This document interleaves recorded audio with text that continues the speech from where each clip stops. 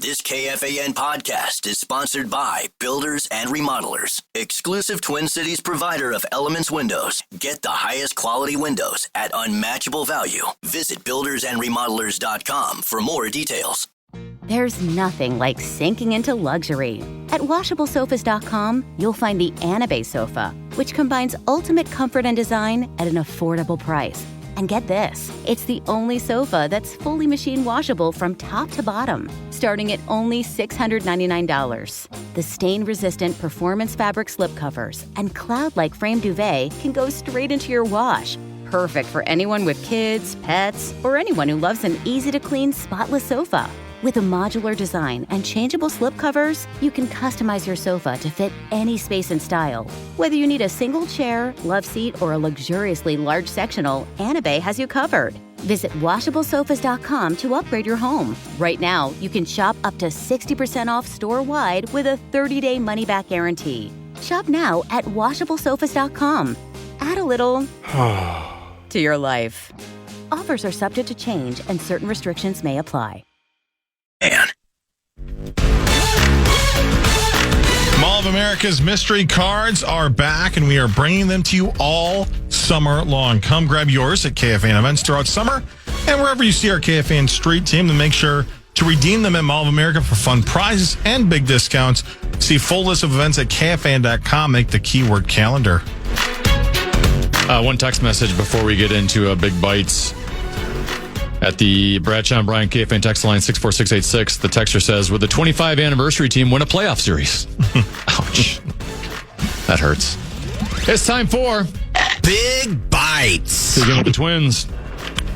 Line to right center field. That's a base hit for Larnach. One run scores. Rounding third. Here comes Royce, and he will score. Trevor Larnach with a 2-out, 2-run single, and the Twins put up 4 right away here in Cleveland. Yeah, here's the manager, Rocco Baldelli, talking about that early offense. We were in every game. We were in virtually every inning of every game this series. Our guys battled real good today. Came out swinging it. Great to start a game like that. It's just a really good way to kind of set the tempo in some way of what's going to go on. Yeah, the Twins lost 2 of 3. The first 2 games, though, they'd, as Rocco said, just lost by 1 run in both of those games. They snapped their 4-game losing streak yesterday with that 5-4 win at Progressive Field. That's their first victory in 6 days. Didn't even know this stat. The Twins had lost 14 consecutive 1-run games in Cleveland. So that win yesterday was their first 1-run win at Cleveland since August 24th of 2020. Something called Jose Urena got the start. He pitched 4 innings, gave up 2 runs on 5 hits. Their relievers, Funderburk, cool name, Topa, Sands, Tonkin, and Ramirez. Matt Wallner had 2 hits, including a triple. Cody Clemens went 2 for 4 with a number RBI, and you heard that Trevor Larnach 2-run single in the first inning. Twins are at Detroit at 5:40 tonight. By the way, Byron Buxton's still not playing because he's on the IL, but after all the trades, he went out to Cleveland, and here's audio of him talking about his thoughts on the clubhouse now. I mean, I'm just being myself, you know. Just want to make sure if guys here know that it's good to be happy, good to be comfortable. Just want to be normal. Obviously, it's been a tough couple of days. So these guys out here coming up, don't want them to look at this as I finally got a shot. Nah, you came up here because you want to win and you want to be better. Playing together and having each other's backs is going to be the biggest thing going forward. Big Bites. A Hall of Famer, Jared Allen, inducted into the National Football League Hall of Fame. Let me guess, you barely got to see Jared Allen play. I got a little bit of him. Yeah. Okay, you actually remember him as a player? I do remember him. Remember the calf rope? The calf rope, the 69. Yeah, of course. Did you see him do the calf rope in his suit and tie and it split open his pants? Here's Jared during his induction speech. That fear that motivates you to do whatever you can to succeed.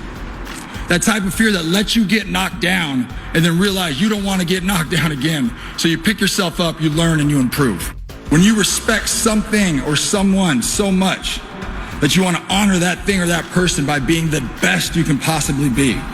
That is why I had the NFL sack leaders taped up in my locker every season, so I could show up to work and physically see greatness and never allow myself to feel like I arrived. Jared Allen sounds like someone who's he had Matt Foley as a motivational speaker. How can we get back on the right track? I mean, just the words of the inspirational words he was giving at his induction speech over in Canton. Big bites. Let's talk about the current version of the Minnesota Vikings at training camp. Here's what the defensive coordinator, Brian Flores, says he's looking for in his defense. You know, I came up here the first day and I said we're looking for guys who are unselfish and work hard and on time. And I think you're seeing that. I tell them all the time, when people turn on our tape, I want them to see a group that's physical, a group that communicates well, a group that enjoys playing together. I hope they see that. I hope our guys are trying to build something like that. You know, Zach, there's been a lot of focus on fans and media picking apart basically every throw that J.J. McCarthy makes right now. And where are we at with our offense? Have you heard one concern from our defense so far in training camp? None. I haven't heard anything. None. You've got Grenard and Van Ginkel. And then Dallas Turner, who the knock on him in year one was, hey, he needs to put on some muscle. He's got the athleticism. He's got the speed. He's got the moves. Just has to bulk up to NFL size. Sounds like he's done that. He's ready to be part of the rotation. I'm hearing rave reviews from the interior of our defensive line with the new guys they got. And Javon Hargrave and Jonathan Allen. Just that, like, our defensive line is just owning the trenches. Haven't heard anything of negative about linebackers, Blake Cashman, Ivan Pace. Secondary, which was a concern for me, especially at the cornerback position, given the amount of veterans they lost there. And really all they did in free agency was go get an Isaiah Rodgers, who didn't even play a whole lot last year, and Jeff Okudah, who kind of has the Mikhail Granlund bite against him in that he was drafted number 3 overall, and people had really high expectations that he couldn't reach. But I've heard nothing but great things about Isaiah Rodgers and Jeff Okudah. You know your safety position is going to be solid with the hitman. And Theo Jackson's getting some more looks. And Josh Metellus got his contract. Like, I haven't heard one little thing. There's no injury stuff related on the defense. And then on top of that, you've got a defensive coordinator that people already trust so much that they just assume Isaiah Rodgers and Jeff Okudah are going to kill it because of B-Flow's experience and his history. I mean, that's the thing. We talk about the quarterback whispering of Kevin O'Connell and all the great stuff, and obviously we should. But I mean, year after year, Brian Flores has put together a incredible defense that, you know, I mean, at the end of each year, you're kind of, worried that, maybe he will find better pastures, and I think he will certainly find his way back to a head coaching position. But for now, man, I love having him in there. He is about as trustworthy as they come, and has put together. I mean, clearly, if Colin Cowherd, if none of those national guys are complaining about it, we must be pretty good. Big bites. Golf yesterday, the Wyndham Championship, and Cameron Young finally did it.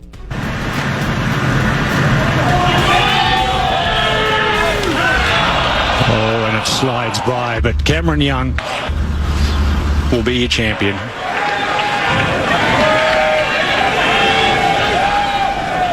In record fashion, Cameron Young wins the Wyndham Championship of 2025, his first victory on the PGA Tour after 7 second-place finishes.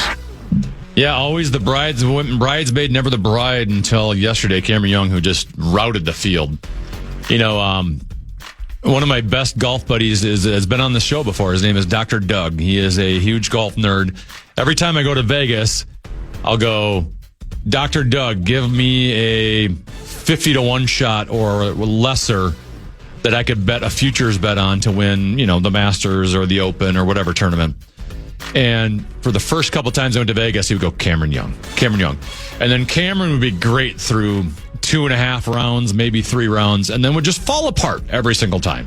Whenever it mattered the most, it got to the point where now every time Cameron Young does anything of significance, good or bad, we text each other about Cameron Young. And even Saturday when he was up 8, I got a text from Dr. Doug about Cameron Young. I said, Never trust Cameron Young. Well, we can finally do it now. Cam Young has broken the seal. Probably helps that he was up like 8 strokes, but he finally finished it off. Big bites.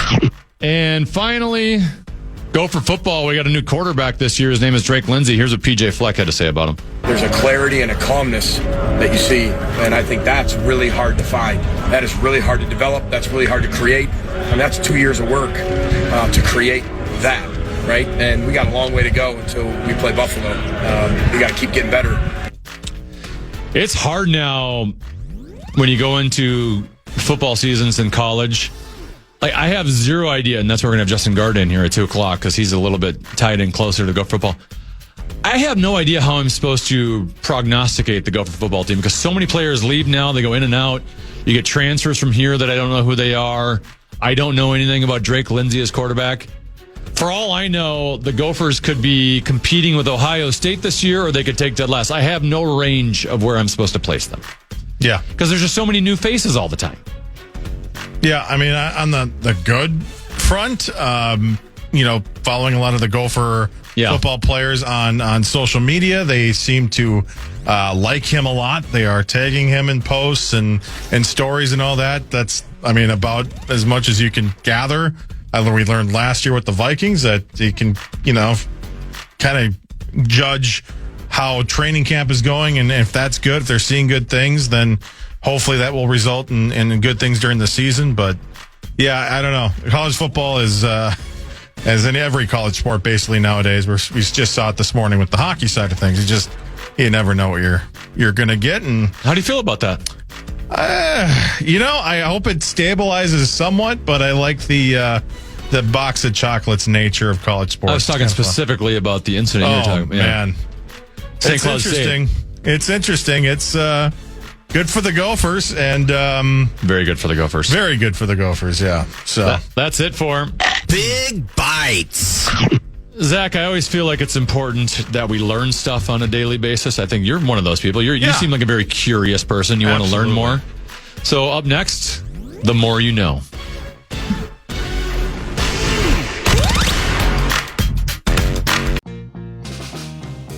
Let's be real. Life happens. Kids spill. Pets shed. And accidents are inevitable. Find a sofa that can keep up at washablesofas.com. Starting at just $699, our sofas are fully machine washable inside and out, so you can say goodbye to stains and hello to worry-free living. Made with liquid and stain-resistant fabrics, they're kid-proof, pet-friendly, and built for everyday life. Plus, changeable fabric covers let you refresh your sofa whenever you want. Need flexibility? Our modular design lets you rearrange your sofa anytime to fit your space, whether it's a growing family room or a cozy apartment. Plus, they're earth-friendly and trusted by over 200,000 happy customers. It's time to upgrade to a stress-free, mess-proof sofa. Visit washablesofas.com today and save. That's washablesofas.com. Offers are subject to change and certain restrictions may apply.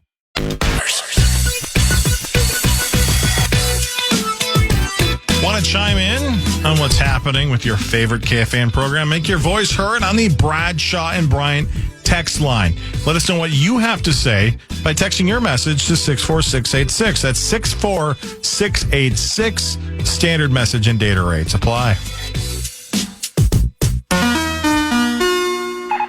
Yeah, 2 bits of breaking news. Minnesota Lynx head coach Cheryl Reeve has been named the WNBA Coach of the Month for July. Over the month, she led the league-leading Lynx to a 9-3 record. So congratulations to Cheryl Reeve.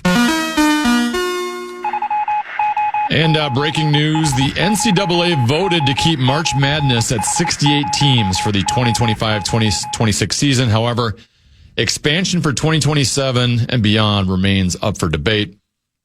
I don't know your thoughts on this, Zach, but I didn't like when the NCAA tournament went from 64 to 68. I'm not going to like it if it expands past 68.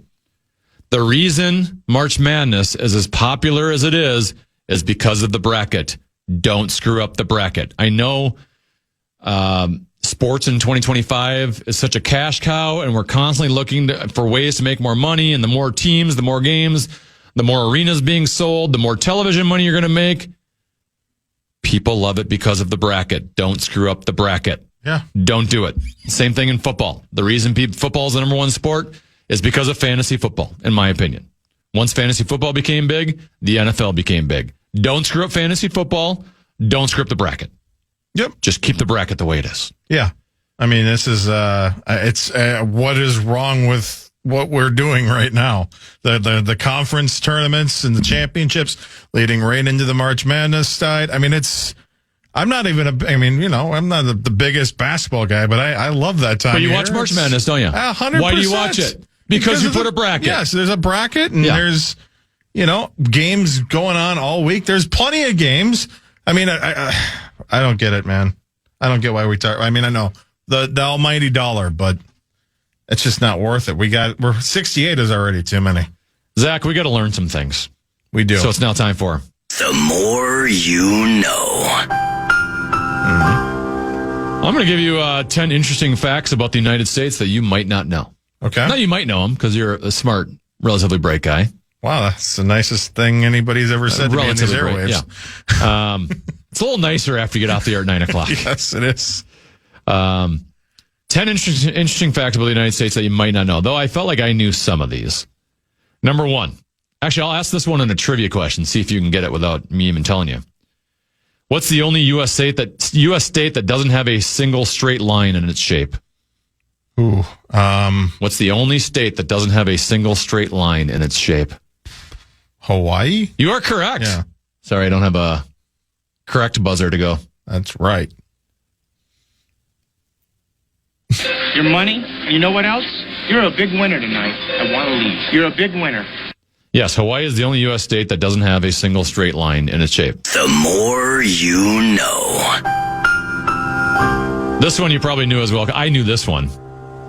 The 181st meridian cuts through Alaska, making it not only the westernmost, but also the easternmost state in the United States. Did you know that? Alaska is the... I don't think I wouldn't have... Yeah, no, I didn't know that. That's cool. Yeah. How about that? You didn't know that? I did not know that. Yeah. Thank you for Take a look at the map. It's the easternmost state and the westernmost state. I was looking into something yesterday, speaking of maps, and they were talking about how we just think that Japan and just Asia as a whole is so much further away just because we're so used to seeing the maps in school when...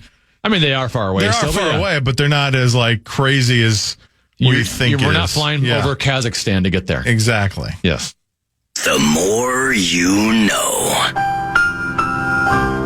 New York City and Salt Lake City lie at the same latitude of 40.7 degrees north. That's surprising. Don't you always think of New York City as further north than Salt Lake City? Yeah. No, they're at the same latitude. Wow. Man, I've heard of the other stuff like the California and LA and all that, but I've not heard of that one before. Yeah. Wow. The More You Know. What's the southernmost point in the United States? Florida Keys. You were incorrect. It's actually Hawaii. Oh, I suppose Hawaii is further south. I was thinking the contiguous. Than Florida. The More You Know. I bet you knew this one because you know this one. If you drive directly south, you'll reach Canada, not Mexico. Only if you're going from Detroit in the United States to Windsor, Canada. Wow. So if you go south from Detroit, you actually hit Canada. Yeah. So there's a part in Canada that is south of Detroit. Here in Minnesota, we think of Canada as north of us. Mm-hmm.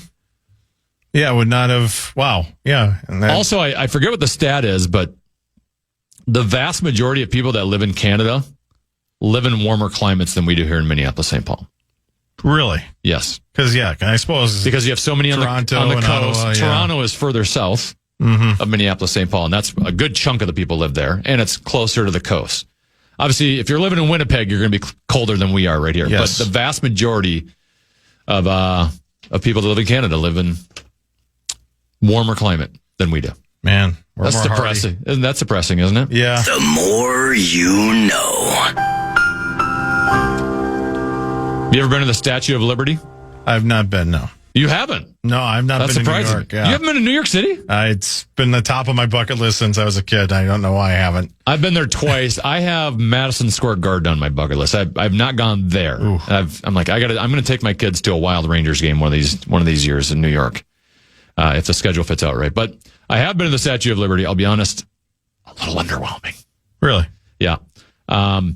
New York claims most of the land surrounding the Statue of Liberty, but New Jersey actually claims the gift shop and the surrounding waters. The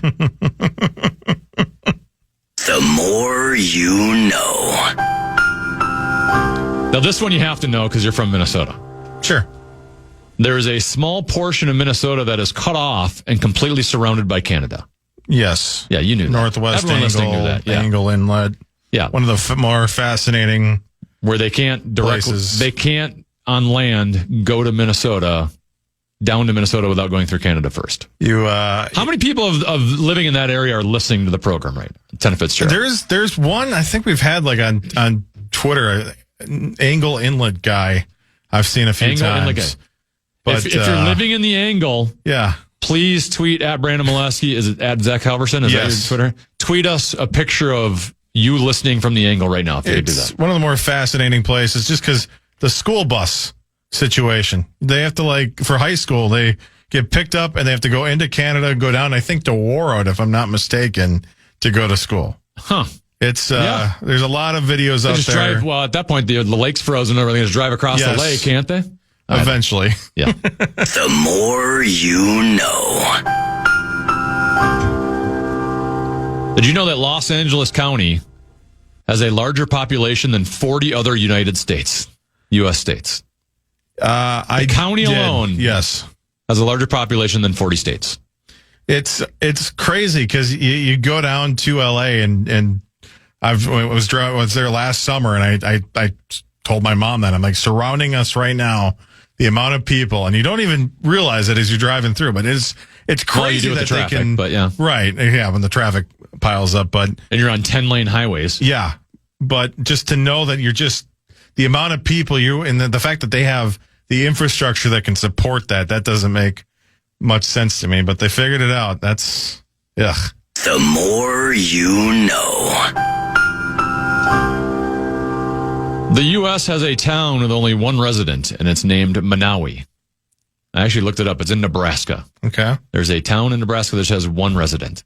At one point, it had, I think I saw in the 90s, it had 150, but everyone's leaving to go get jobs elsewhere. So, so it was it 2008? There was a couple that was living there, and the husband has since died. So there's just a grandma living in Manawi, and she's the mayor of the city. She's the librarian of the city. She has her own bar in the city, and she's the only person living in those lines. The more you know.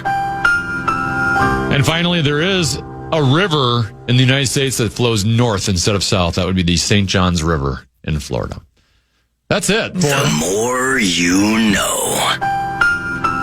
Wasn't the one over here, was it the Red River up between North Dakota? I don't know. I just get this off the internet. That flows towards Canada. I can't verify that I can't verify this is all accurate. There's some people in Fargo that might take offense to they should be in Grand Forks. Well, how about we learn more about the Minnesota Vikings? We'll do that from Pete Bercich, analyst of the Vikings Radio Network. He joins next.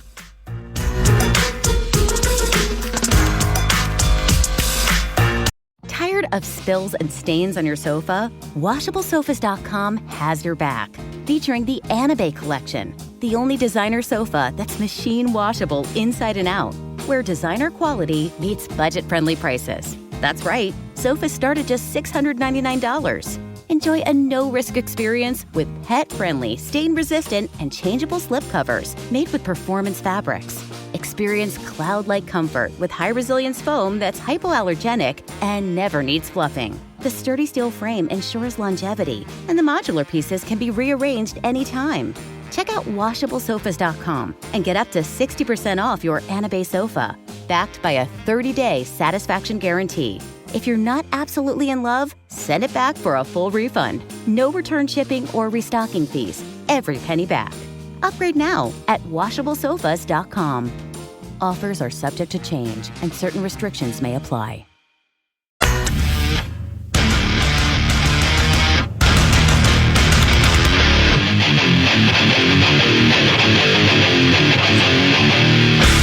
to the Tennafitzgerald. Zach Halverson with me, and that music means the one and only Pete Bercich has joined the Tennafitzgerald, analyst for the Vikings Radio Network. Hello, Peter. How are you? I am good, Tennaby. How are you doing? I'm better because starting this week, I get to hear your voice on a weekly basis. Aw. Well, yeah, it's football season, baby.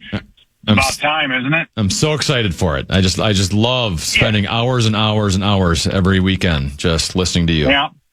Well, and I appreciate that, but, you know, we as Viking fans absolutely should be excited and fired up. I know I've been around. This is my 30th season, so I am as excited as I've been to see what's going to happen, but we all know it's when we get excited, so we're going to temper it a little bit and let the proof in the pudding show up. And I'm just looking forward to a great season. There's going to be a lot of ups and downs. I don't expect it at all to be like last year with the unbelievable success that we had in the regular season.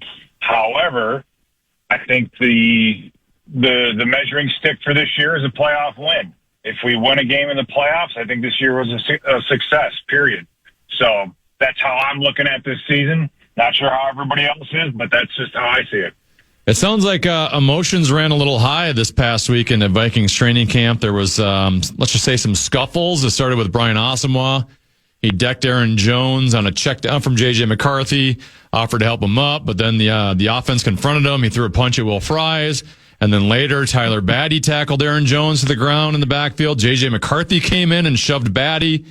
I know Kevin O'Connell has a no fighting rule, so he was not too excited about it. What are your thoughts on a little pushing and shoving at training camp? Yeah, there's different schools of thought. I mean, like I said last night, I mean, when I was with Denny hated it. He wanted us to be competitive but not combative. And ironically, most people who are new to the team that wanted to fight, they ended up fighting John Randall in some way, shape, or form, and then ultimately got him a bus ticket out of town. And that's, you know, and people have been around had seen it before, so you just know. When Mike was here, Mike loved it. You know, Mike loved but that reflected, I think, on Mike. That's who Mike was. He was a fighter, right? And it was the passion and everything else. In this day and age, you can't afford to get guys hurt, so it's just not very smart. And usually there's a big build up to it. You know, I would assume someone called Asamoah, and he took exception to how the name was said or something goofy like that. It's always something stupid that starts them. You know, and guys, if you're already pre-frustrated with something else, then the kettle boils over, and here you go with a fight. I mean, I wouldn't look at it, and you know, it is what it is, right? I mean, guys are going to fight, so you know they want to fight. Well, fight on Sunday, right? I want to see you go out there, and if you want to fight in practice, you better be battling every single damn snap you're on the field. You see what I mean? So that standard doesn't shift. It's not, the standard isn't the standard when you're frustrated and want to lash out at somebody. It's got to be like that all the time, right? And some guys are just like that. Very few. There are very, very few people that can conduct themselves that way on a daily basis. You know, John Randall was one of them. There are a few that I knew. Hunter Goodwin was one of them. But yeah, it's just one of those things. I wouldn't lose any sleep over it. Did you ever get in a training camp fight? Not in training camp, no, because I didn't want to get cut. However, I did get fined I punched, my God, I can remember his numbers. Compton, his name. He was a guy named Compton. I can't remember his first name, but he played for Compton. He played for the Lions. And I remember we had an interception, and I was standing next to Marty Harrison when the whistle blew. And I looked back up, and Marty was gone because Compton had come out of nowhere and hit him right in the back. So I just turned around and, you know, it just reacted. So I started a kerfuffle, as Barrero would say, and then he was mad at me because we were going to get fined. And sure enough, I got a letter in the mail on Tuesday or Wednesday for $5,000 after taxes. So I learned my lesson. How about any other players? What as a player or a coach, what was your most memorable training camp fight or scuffle, like specifically? I think the most memorable one was probably when we were in Kansas City, and if I'm not mistaken, it was Hunter Goodwin and Seth Joyner. I think Seth Joyner who played with the Eagles. I can't remember if that was him or not off the top of my head, but we were. We practiced simultaneously, our defense, their offense, and vice versa on the other field. We were in the stadium, and then kind of in the middle of practice, all of a sudden you see everybody in the stands running up to the top so they could look over to see the other field because there's a gigantic fight going on, right? And so, no one's watching us. Everybody's watching what's going on in the other field, so we're kind of wondering what's going on. And then, the coaches, everybody comes over and they're like, all right, we're canceling practice.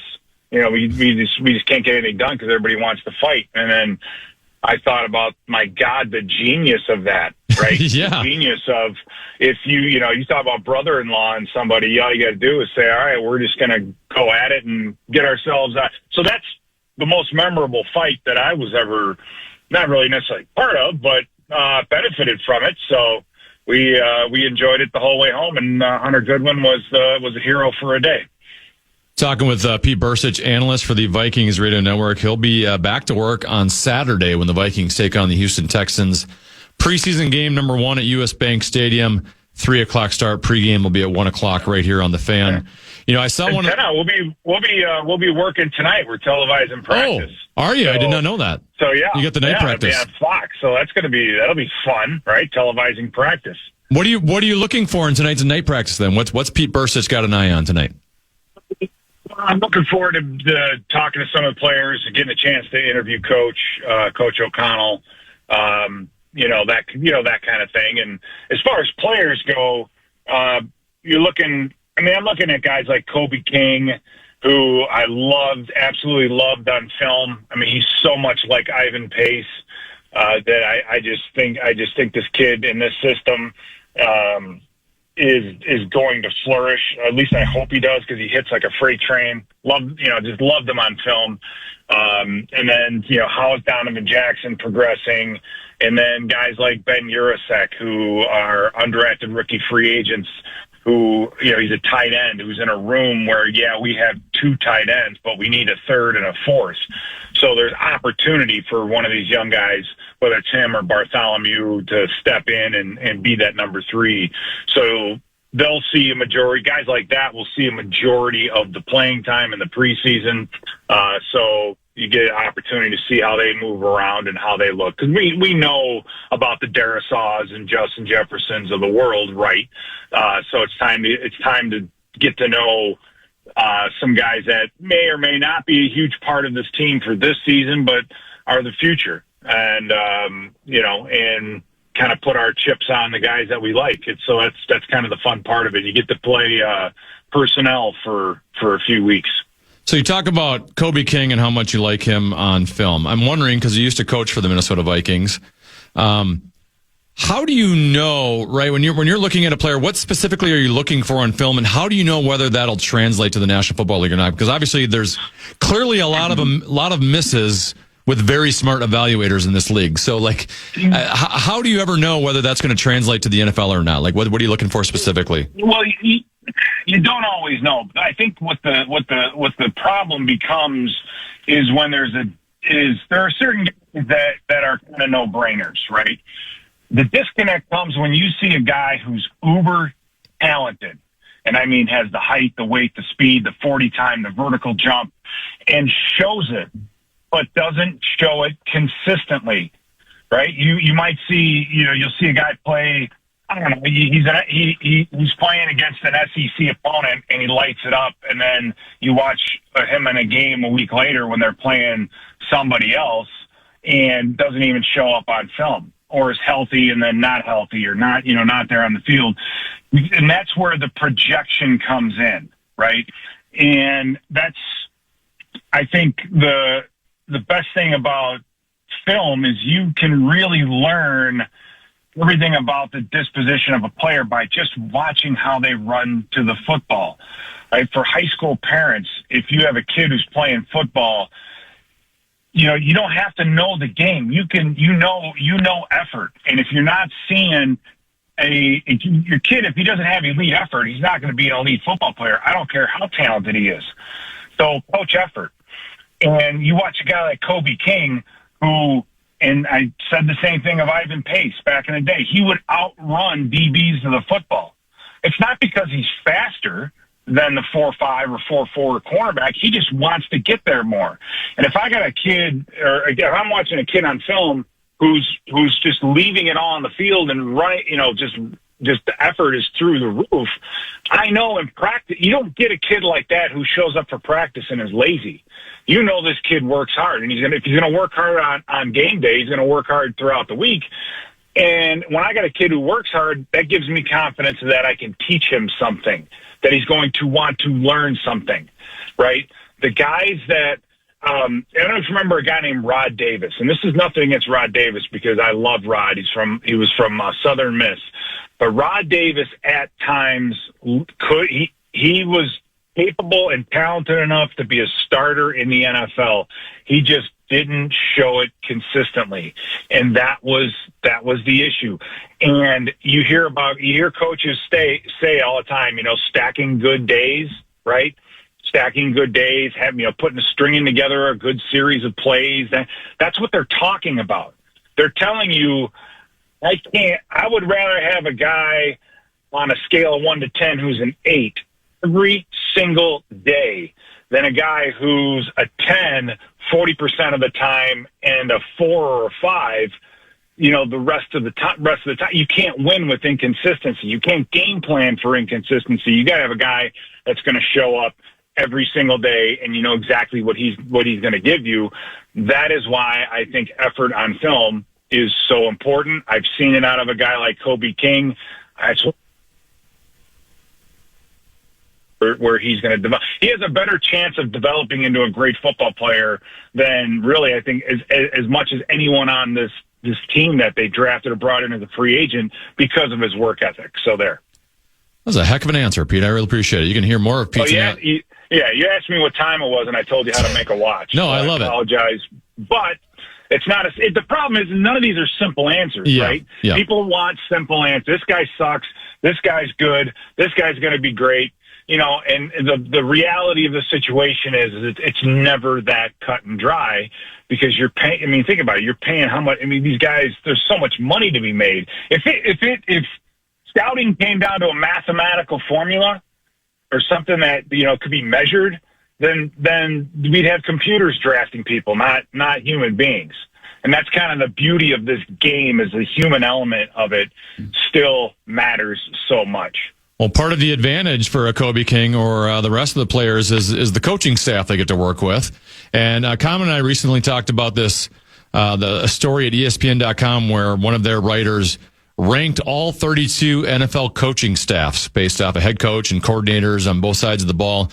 And they had the Vikings as the number one coaching staff in the league. So I wanted to get your opinion. Do you agree with them already being number one, even though I guess they technically haven't proven in the playoffs? Or is there another coaching staff you'd be like, well, maybe that staff should be higher? It depends, again, on what metric you're grading this by. If you're saying that winning a Super Bowl is how we grade, first and foremost, if that's the number one key or factor, then, maybe they're not. Now, when you were talking about Flores earlier today, and I was listening, believe it or not. Wow. Thank you. And here's the thing. Find me a defensive coordinator that's done more with less, right? Find me a guy who's taken people who he's brought in, and I'm not besmirching these players, but guys like we had Jerry Tillery starting as a defensive tackle last year. Jerry Tillery. Well, he's a perfect example. A guy, high draft pick, unbelievably talented, just didn't quite figure it out. You're replacing a guy like him with Jonathan Allen or Javon Hargrave. He had a top 5 scoring defense last year with old corners, Jerry Tillery's, the world. We didn't know what we were going to get out of Jonathan Grenard and Alex Van Ginkel and Cashman going into last year. We had no idea. all those guys exceeded expectations a lot because Flores knows where those guys fit, what they do well. Versatility is so important to him in what he does. It's not necessarily the lockdown corners and, we do you just never know what you're going to get out of this defense. And that uncertainty gives us that fraction of a second or that edge that makes us as good as we are. But Flores can identify that talent, right? He saved this franchise millions of dollars. Anybody can go out and get a bunch of Pro Bowlers and then put together. The better your players, the thinner your playbook. You just let them go out there and play, and you're going to have a good defense. He's been doing it with a lot of guys that most of us hadn't heard of. And so for me, that's coaching. And then for Kevin O'Connell, I think the icing on the cake is going to be what happens with JJ, because he took guys like Josh Dobbs and all these backups. Like I said in my video, we carted out 11 different starters in the last 6 years. Right, we've won over 30 regular season games in the last 3 seasons, and how many different quarterbacks have we put out there? 5, right? So his ability to do that is important. It's huge. It's the most important position in sports. It's the hardest to play. So I'm not surprised that we were ranked that highly. So you mentioned B-Flow and his ability to take maybe some players we don't have high expectations for. So I am curious because when I look at maybe biggest issues on the team, or at least maybe a couple weeks ago, I would have thought the cornerback position. They brought in Isaiah Rodgers and Jeff Okudah. Can B-Flow do the same thing with other players with those two?